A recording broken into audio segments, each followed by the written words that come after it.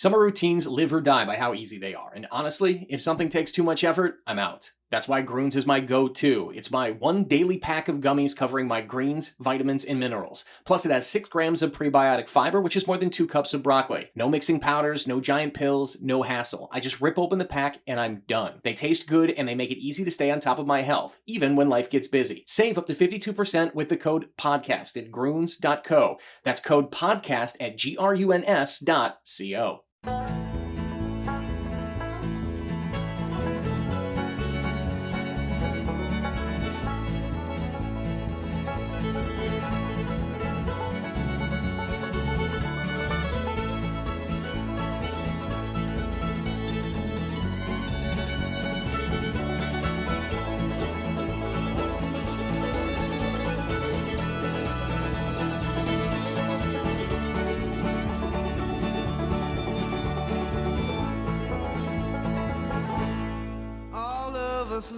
Welcome to a special edition of Worst Seats in the House. Michael Russo, my partner in crime, my obnoxious partner in crime, Anthony LaPanta. I haven't done anything to be obnoxious about. What is with the, like, how many times do I tell you not to take a picture of the bald spot?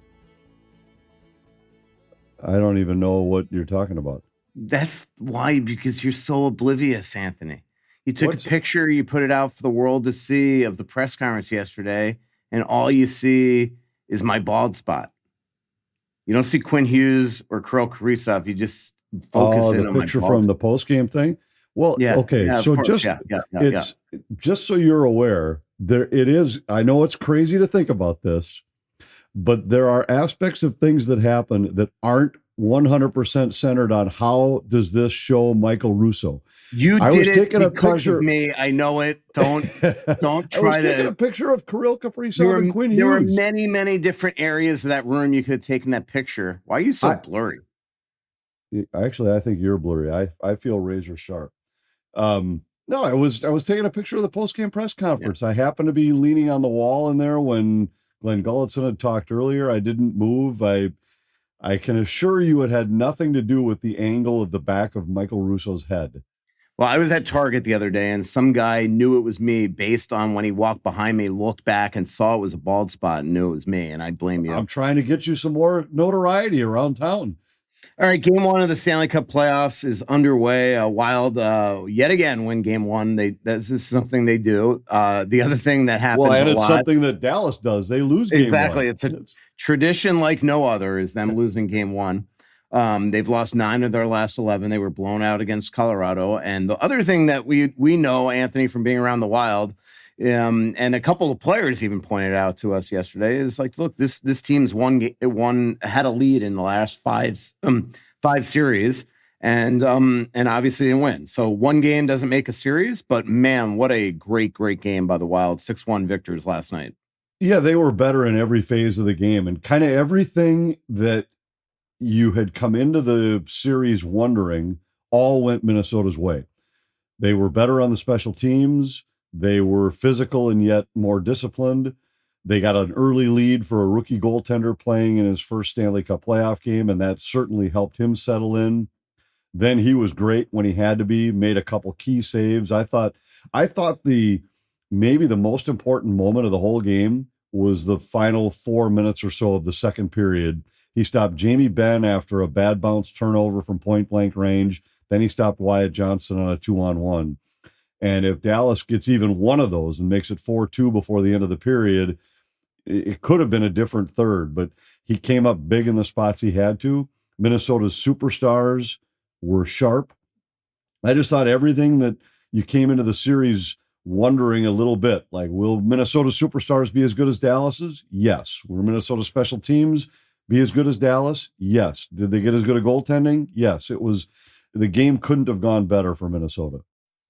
You and I both talked at our last podcast. I think I said to you, I changed my mind and thought they needed to start with Wallstedt, but I think we both thought that they were going to choose Gus with a very short leash. What I like about this is that they didn't go with the gut decision. They went with the prudent decision. Every analytical measure, Anthony, from traditional stats like goal saves percent, win save percentages, goals against averages for both goalies they took into account, but also the way that Dallas plays and the way that both goaltenders, like, I think you and I both feel like Wallstedt has the ability to steal games. And right now he's on top of his game, and body of work doesn't necessarily mean anything. It's what are you done for me lately? And as you pointed out on X the other day, you know, Wally earned this start. He did earn the start, and it was actually, I found it kind of funny when I read some of the banter of people talking about the Wild's decision, and to me, this is exactly the way it's supposed to work. The veteran was given every opportunity to be the guy all season long, and the rookie outplayed him down the stretch, and the rookie earned the start. And I agree with you. I think I've had the feel all year like Gus might have been the more steady guy throughout if you go from start of the season to the end, but that Wallstedt showed some flashes where you just feel like he's got a chance to really come up big in a big spot. And I had mentioned it, I think last week, that I had looked it up, and he had the best save percentage among all goaltenders in the league against playoff teams during the regular season. That would seem to back that up. And I thought the way he played against Anaheim in the final game of the regular season, he just looked like a guy that was absolutely on top of his game and ready for this challenge. And he proved that in game one. Started with the first save, no rebound. And, you know, he didn't look to me like he had any nerves whatsoever. He disagreed with that account when I asked him after the game. He's like, no, I was nervous, but he thinks nerves are a good thing. And what I just love about his attitude is he wants to be the difference maker. And they found out they had a team dinner here on Thursday night, and both Freddie Chabot and John Hines met with both goaltenders and told them the decision. And what is just absolutely amazing, Anthony, the next day in the afternoon, guess how Jesper Wallstedt's father found out that he was starting? Through social media. So his son knew for about 15, 16 hours and didn't even tell his but was family. Probably told not to share with anybody. So good for him. Yep. And, and then his demeanor after the game just was terrific. And you just felt like, you know, I love that quote last night from Quinn Hughes where he's like, I didn't think about him for a second back there. You know, right. Like the confidence of like, I'm not worried about a goalie back there. Right. Well, and I think that's what, as we've talked a number of times, I think that's what the Wild have created all season. Is it's just been matter of fact. We trust both guys, and there have been a couple times where, you know, guys like us in the media would look at a schedule and say, okay, well, I got to believe they're going to go Gus, Wally, Gus this week or something, and then all of a sudden, John Hines would come and say, Wally's playing tonight, and it was just. It didn't seem to really matter, and it didn't matter to the team at all. They had full confidence in both goaltenders. Both had been really good at different points during the year. So I think we probably made more out of the decision than anybody inside the room did. I really didn't get the sense from the players that, I don't want to say they didn't care, because for sure they cared, but I don't think it mattered to them. I don't think they had any angst about, well, boy, if we throw that guy in there, how's he going to handle it? I think they just were, yep, he's playing tonight. And if John Hines walked into the rink this morning and said, Gus is starting tomorrow night, I don't think anybody would, I don't think he's going to, let's be clear about that. I'm just saying, like, if he happened to walk in and say, yep, Gus is going tomorrow, I don't think anybody would think anything of it. Anybody inside the room anyway. They just say, hey, look, they're both our guys. I mean, let's say Wallstedt plays game 2 and the Wild get beat 4-3 or something, or 3-2 or whatever. If they went home and said, hey, Gus is going to play game 3, I just don't think anybody on this team has any less confidence in either goaltender, is my point. And I think the Wild have created that over the course of the year by just at different times saying, this is our guy tonight. And I believe there's a lot of faith in both of them. Yeah. The only thing I will disagree with you is I think the last loss in Dallas a week ago did change a little bit of the mindset where, you know, I think there was a little concern by a lot of people. And look, players are human beings, but the coaching staff, when you outplay the Stars to that degree and you lose and give up 5 and you scored 3 power play goals in a game where you've also scored 4 goals, I just think that this was the prudent decision. Oh, I think it was the right call. Don't get me wrong. I'm not saying that I think it. I'm just saying I don't think that there have been a number of points during the season where the starting goaltender decision surprised some of us. And I just don't think anybody inside that room would be surprised or concerned in any way if at any point during this series they said, hey, tomorrow night it's going to be Gus. And then if the next game they went back to Wally, I think they've created an environment where the guys just look at this as those are our goalies. And I think Quinn's comment was right along that line. Like if they had said Gus was starting game one, I don't think anybody inside that room would have gone into that game with less confidence. Yeah.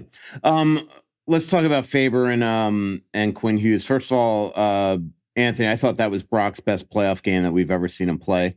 Obviously we saw him in the Dallas series, we saw him in the Vegas series, and I just thought he was sensational yesterday. And I'm just amazed that a guy, Quinn Hughes is just a freak of nature. I know we've seen Jonas Brodin doing this 1,000 times where he'll be out a month and just come back after one practice, not even sometimes after practice. But Quinn, to be sick, to not be with the team at all really the last week, not get on the ice as far as we know, not skate with his team since the Nashville loss, and come out and play as well as he did. They did limit his ice time, thanks to the score. They didn't give him a ton of ice time there late. He played 24 and a half minutes, which is not Quinn Hughes ice time. So he is going to be refreshed for game two, but man, were those two good. I thought they were really good. Now, I didn't think Quinn looked like himself throughout the game. Right. I think your point is valid that we've seen it from Jonas Brodin where he just pops on the ice and it looks like he's never missed a beat. I didn't think Hughes looked like that, but he was really good in the game and he made some plays that were the typical Quinn Hughes plays. I thought How about Faber the play on the Hartman goal, Anthony? Yeah, it was, and on the power play, there were a couple little subtle plays he made where it was just things he makes look so easy that you take for granted. But I didn't think he looked as smooth as we've seen him look. I expect we'll see better from him in game two. I thought Faber was terrific. I thought he was physical. He was impenetrable, and he was involved in the offense as well. I think it was. That's one of the things I was really anxious to see in this series. Could that defensive pair be a little bit more responsible and defensive minded than we had seen him down the stretch? The Brodin and Spurgeon, number one in the NHL in goals against per 60 when they're on the ice. Faber and Hughes are near the bottom. I can't remember the exact number, but I think I had looked up 75 D pair that had played 300 minutes and they were like number 66 or 68 or something, but they were number 5 in goals for. And I just didn't think you could play at that high event kind of hockey, like trading chance kind of hockey in the playoffs. And they didn't last night. I thought they were terrific throughout the game. Now, all of this said about how great Minnesota was, they had some things working in their favor. To their credit, they took advantage of them. They were fresh. They were sharp. They were energized. Wild hadn't played since Tuesday. Dallas had to play on the road on Wednesday and travel home. So Minnesota was able to and Minnesota made the decision to give their guys a couple days off. So they've got 6 or 7 guys who haven't played in a game in a week, 2 practices. Dallas had to take a day off and 1 practice. It's going to be a different Dallas club in game 2. The challenge is going to be different. But I sure liked what we saw from Minnesota's guys in game 1. And, now they're going to, I just think you're going to see a different speed, pace, energy, and intensity from Dallas in the second game. And it's going to challenge like the Faber-Hughes pairing. They're going to have to be as good defensively as they were last night against a much more challenging opponent in game 2. You've heard me talk about the Onyx Hunt app on here for years. Well, make sure you download the Onyx Fish app as well, because before you even pull the boat out of the garage, you can sort lakes by species, trophy potential, and keeper potential, so you're not just guessing and you're going out with a plan. You could also use the Onyx Fish app to filter walleye, bass, panfish, whatever you're chasing, and see species abundance and size data so you actually know what's in the lake before you launch. Everything you need to get there and get on fish is all in one app. Boat ramps, lake access points, public versus private land, points of interest like bait shops and camping. It's all built into the app. No more scrambling around 3 different apps or outdated reports. Onyx Fish gives you the proven fishing area data and local insights that used to take years to learn. So you could do a decade of knowledge all in about 10 minutes. So download Onyx Fish on the App Store or visit onyxmaps.com/fish. Spring fishing is here. Go find a lake you've been driving past for years and finally find out if it's worth the launch. You've heard me for years talk about my Connecticut water treatment system in my house. Well, many homeowners don't realize how much hard or poor quality water affects your daily life. Issues include cloudy water, bad taste, buildup on fixtures, dry skin, appliance wear, everything. Well, I have your solution, and it's Aquarius Home Services. They are your authorized independent Connecticut dealer. Connecticut systems provide worry-free water throughout your entire home. Systems right now start at $9.95 per month for the first 3 months. It's $9.95 per month for the first 3 months. Their technicians will come to your home and provide a free in-home water quality testing analysis. Aquarius handles everything from your testing to your installation. One call and your problem is solved. You can enjoy spotless dishes, softer clothes, smoother, softer skin and hair, worry-free drinking water right from your faucet. That means no more plastic water bottles, no more water cans, everything. You'll be surprised also how little salt it uses. Visit right now or book your services at AquariusHomeservices.com. That's AquariusHomeservices.com, earning the right to be recommended. That's Aquarius Home Services. And don't forget to tell them that Russo sent you. Are you looking to move a little easier and feel better day to day? Stretch Lab can help. Stretch Lab is the leader in one-on-one assisted stretching with locations across the Twin Cities. Every session is customized, whether you're chasing a loose puck, grinding through men's league, or just trying to keep up with a game. It's not just recovery, it's mobility, prevention, and performance. Tight hips, sore back, it's all about staying in the game, whatever your game looks like. Don't sit this shift out. Book your first stretch today and feel the difference. A great haircut is always a mood booster, but it's even better when it's convenient too. That's why you'll love online check-in at Great Clips. You just check in from your phone and get a ready next text when you're up next. Plus, with the convenient hours at Great Clips salons, you can get a haircut even when you're really busy. So if your hair and your mood could use a boost, download the app today, Great Clips. It's going to be great. I thought one of the keys to the game, Anthony, the first two periods was just the way that the Wild defense kept those big Dallas forwards from getting to around the net. And that's where they score their goals, Dallas. They're really good at the net front, really good at getting to the interior. They certainly were in the last meeting against Minnesota. And I thought that, I think you and I have discussed, and a lot of people have discussed, that maybe the Wild size on their back end could be a weakness in a series against forwards like Mikko Rantanen and Jason Robertson. But last night, for the first, I remember looking at natural stat trick with about 8 minutes left in the second period, I believe. And they had one high danger scoring chance, the Dallas Stars. At 5-on-5. Yeah, 5-on-5, right. So man, that's another area where the Wild's blue line and the way that their F3 played, they just did a really great job. Yeah, and I thought the Wild were able to, I wouldn't say with great regularity, but they were able to get inside of Dallas's defense a few times during the game. And that's, I think, one of the bigger challenges in this series. Dallas has got a lot of size on their blue line, and they do a great job of just keeping people to the outside throughout the course of the year. That's why they were, these are two of the top 4 defensive clubs in the NHL in terms of goals against over the course of the year. And I thought Minnesota was able to generate a little more there. And I just think that one of the reasons why this series had a different feel for me than some of the previous, and I know you mentioned the Wild they've been ahead in the last 5 series. Dallas has lost the last 5 game ones. All of those things are valid. Where this one I think has a little different feel is Minnesota's got the firepower, and particularly on the power play, to be different, where they don't have to be great for 60 minutes. They don't have to be dominant for 60 minutes to create chances. If they get 3 chances on the power play, odds are pretty good they're going to score 1 and maybe even 2. And you look at these last couple games, 5 for 9 against Dallas on the power play in the last 2 head-to-head meetings. If I'm Dallas right now, I got to be, that's where my energy today would be being spent, is what in the world are we going to do?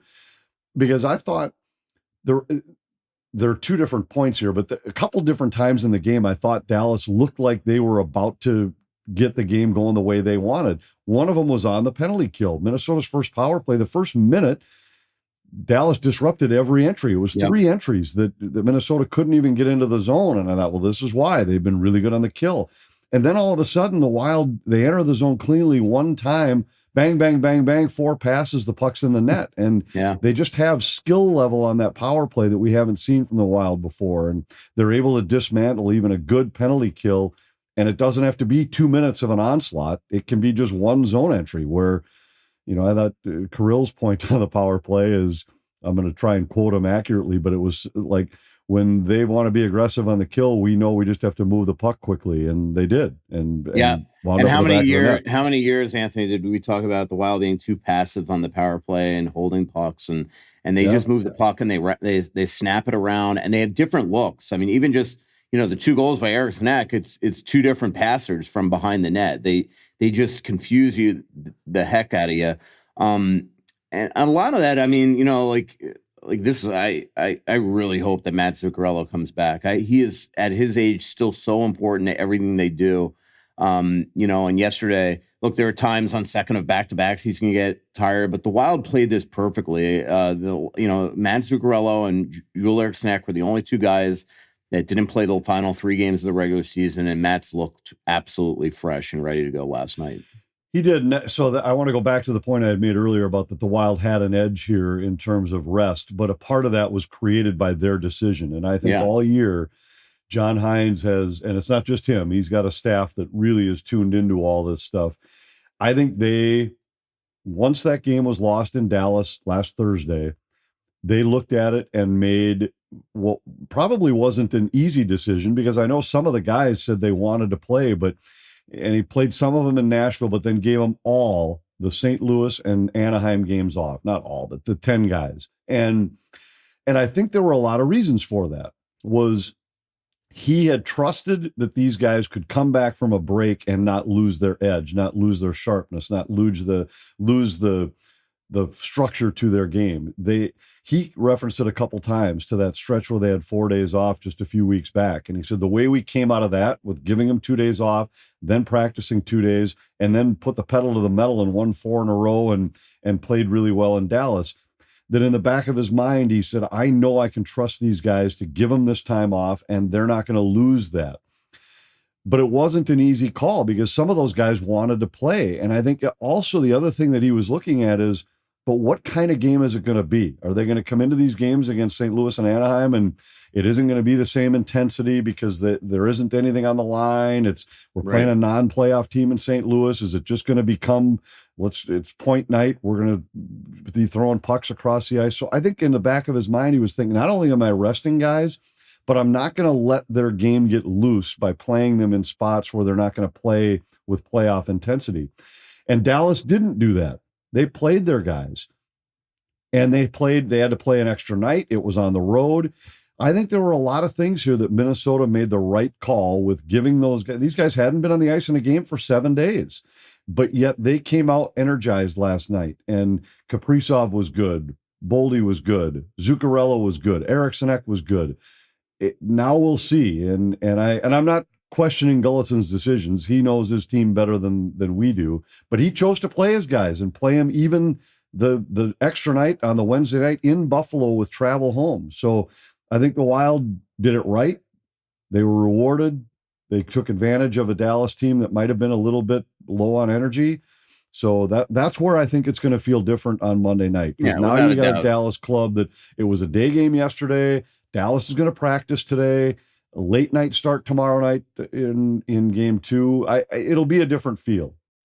No doubt about it. And they're going to be much angrier. It's going to be a more physical game. He'll probably throw guys like Bunting in, who's they're lesser talented Ryan Hartman type. He's a bit of a shift disturber, so to speak. So it'll be that way.